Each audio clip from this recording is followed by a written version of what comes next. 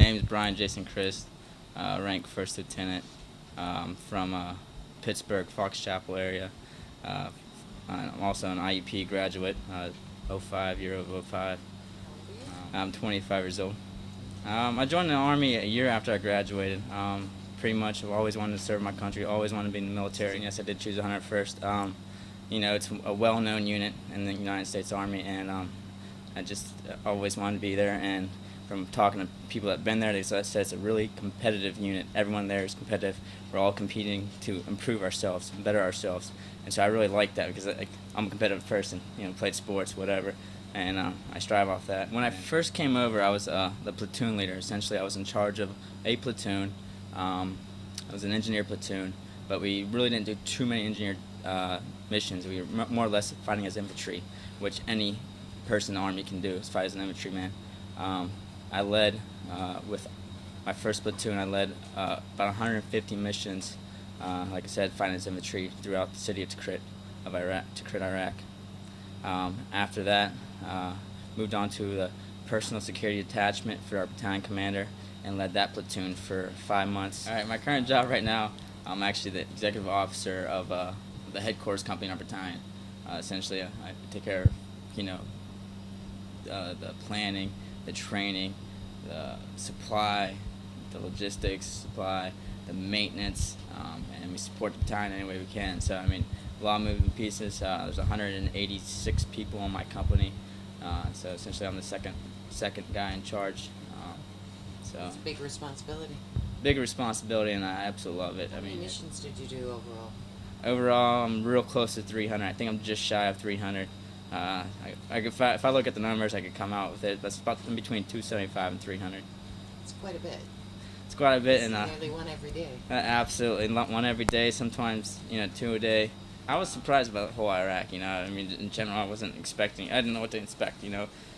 Like most people have never been here. They don't know what this place is like. It's not bad, but it just wasn't sure what I was walking into. Right now you're in Tikrit, which is Saddam's hometown. Absolutely, Saddam's hometown. Well, Saddam's hometown, actually, the southern portion of Tikrit. When we first arrived, I'll be quite honest, they weren't very pro-coalition force at all. But like I said, we showed our presence, we talked to local nationals, and like I said, that had great effect on the local populace, and in turn, the people in Oja now, I would say, are more pro-coalition force. And Oja is actually Saddam's hometown, which is just south of Tikrit. His village. Exactly. Right. What were your missions like when you went out? They range. Like I said, a lot of times we had what I said SOI engagements where we'd meet with local officials, just kind of try to reconstruct the provenance. Other missions just help with develop the Iraqi police and Iraqi army. I worked a lot with the Iraqi police, a little bit with the Iraqi army. We do have our teams that work, designated teams that work with the two forces. But I did a lot of training with them, a lot of just dismount patrols, and just mounted patrols. Dismount patrols when you go walking the streets? Just walking the streets, going out, gathering atmospheres, talking to the people on the ground, talking to local nationals, seeing their concerns, just voicing, showing our presence in areas that we haven't been in a while. It made a big statement. It makes a big statement. What kind of statement does it make? The statement makes it shows that we're out there to caring. Like us going out and actually talking to these people, the local national. It really shows that we care and that we're trying to do something. We want to help out and, of course, eventually get out of here. But first, we have to help out. I'm proud to be here. I'm happy. It's a fun job.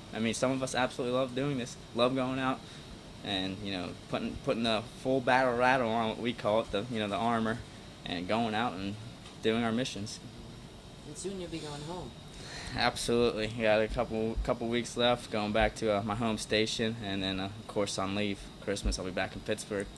Can't wait. Couple Steeler games coming up. Got a couple tickets to a couple games. So well, my mom's already tracking that she's gonna make me some blueberry pancakes because she didn't get to while I was home on mid-tour leave. So she's always telling me she's gonna make my blueberry pancakes. So. So you're gonna get that. And I love restaurants. I just love going out to eat. So we'll be getting all the restaurants. Mexican, some margaritas with the Mexican food, whatever. Some Yuengling beer, of course.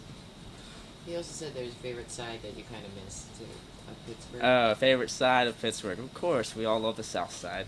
I got a couple friends that live down there, and a couple friends that live real close to the South Side, and we like to have our fun down there. A couple friends sent me some posters. Friend made me a pillow. Got a couple more terrible towels around. So I mean, absolute true Steeler fan and Penguins and Buccos. One day they'll do good again.